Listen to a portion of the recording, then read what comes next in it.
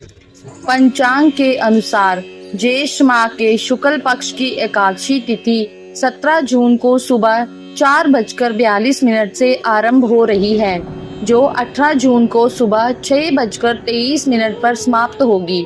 ऐसे में उदया तिथि के आधार पर निर्जला एकादशी व्रत 18 जून को रखा जाएगा। वर्ष की 24 एकादशियों में ज्येष्ठ के शुक्ल पक्ष की एकादशी सबसे बढ़कर फल देने वाली है। इस एकादशी का व्रत रखने से ही वर्ष भर की एकादशियों के व्रत का फल प्राप्त होता है।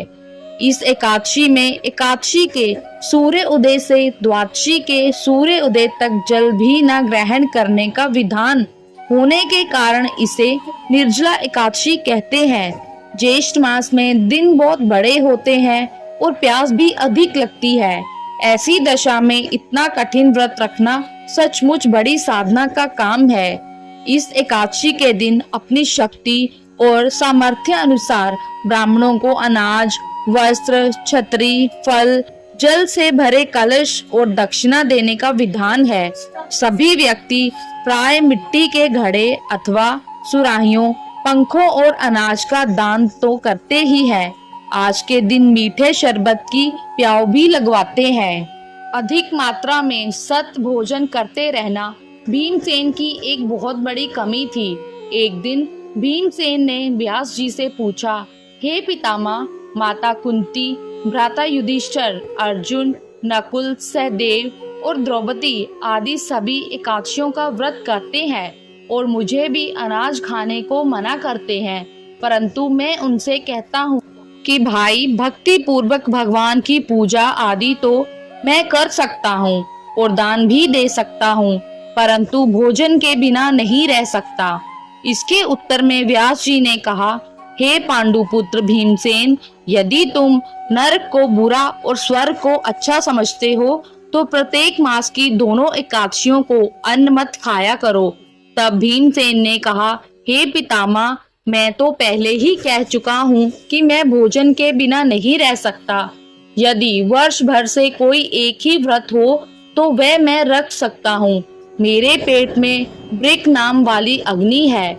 मैं अन्न के भोजन बिना पूरा उपवास तो क्या, एक समय भी बिना भोजन किए नहीं रह सकता हूँ। अतः आप मुझको कोई ऐसा व्रत बताइए जो वर्ष भर में केवल एक बार ही करना पड़े और मुझको स्वर्ग की प्राप्ति हो जाए।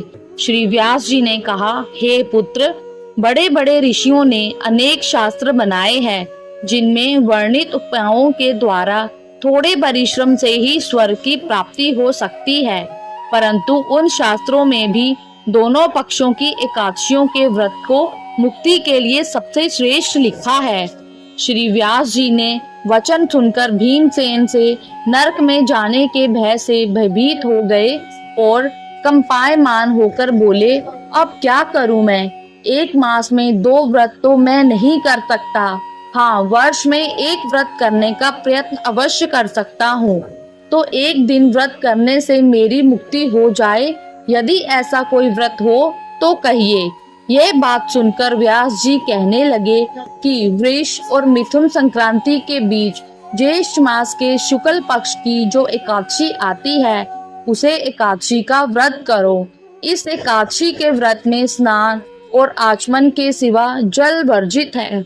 आचमन में 6 मासे जल से अधिक नहीं होना चाहिए, अन्यथा वह मद्यपान से सदृश हो जाता है। इस दिन भोजन नहीं करना चाहिए क्योंकि भोजन करने से व्रत नष्ट हो जाता है। इस एकादशी के दिन सूर्य उदय से लेकर द्वादशी को सूर्य उदय तक जल ग्रहण न करने से समस्त एकादशियों के व्रतों का फल प्राप्त होता है। द्वादशी को सूर्य उदय से पहले उठकर स्नान आदि करके ब्राह्मणों को दान आदि देना चाहिए। इसके पश्चात भूखे और सत्पात्र ब्राह्मण को भोजन कराकर फिर आप भी भोजन कर लेना चाहिए। इसका फल 1 वर्ष की संपूर्ण एकादशियों के फल के बराबर है। व्यास जी कहने लगे कि हे भीमसेन, ये मुझको स्वयं भगवान ने बतलाया है। इस एकादशी का पुण्य समस्त तीर्थों और दानों से भी अधिक है। केवल एक दिन निर्जल रहने से मनुष्य के सभी पाप नष्ट हो जाते हैं। जो मनुष्य निर्जला एकादशी का व्रत करते हैं उनको मृत्यु के समय यमदूत आकर नहीं घेरते, वरन भगवान के पार्षद उसको पुष्पक विमान में बैठाकर स्वर्ग को ले जाते हैं। अतः संसार में सबसे श्रेष्ठ व्रत निर्जला एकादशी का व्रत है, इसलिए यत्न के साथ इस व्रत को अवश्य करना चाहिए। इस दिन ओम नमो भगवते वासुदेवाय का मंत्र का जाप करना चाहिए और गौ का दान भी करना चाहिए। व्यास जी की आज्ञा अनुसार भीमसेन ने इस व्रत को किया था, इसलिए इस एकादशी को भीमसेनी या पांडव एकादशी भी कहते हैं।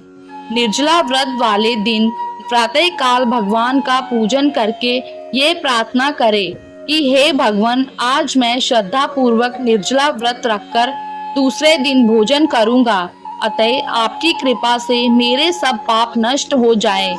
इस दिन जल से भरा हुआ एक घड़ा वस्त्र से ढककर स्वर्ण से दान करना चाहिए। जो मनुष्य इस व्रत को करते हैं उनको करोड़ फल सोने के दान का फल मिलता है, और जो इस दिन यज्ञ आदि करते हैं उनका फल तो वर्णन ही नहीं किया जा सकता। जो मनुष्य इस दिन अन्न खाते हैं वे चांडाल के समान है, वे अंत में नरक में जाते हैं। जिन्होंने निर्जला एकादशी का व्रत किया है वे चाहे ब्रह्म हत्यारे हो अथवा गुरु के साथ द्वेष करने वाले, फिर भी इस व्रत के प्रभाव से स्वर्ग में जाते हैं। हे भीमसेन, जो पुरुष या स्त्री श्रद्धा पूर्वक इस व्रत को करते हैं उनको निम्नलिखित कर्म करने चाहिए।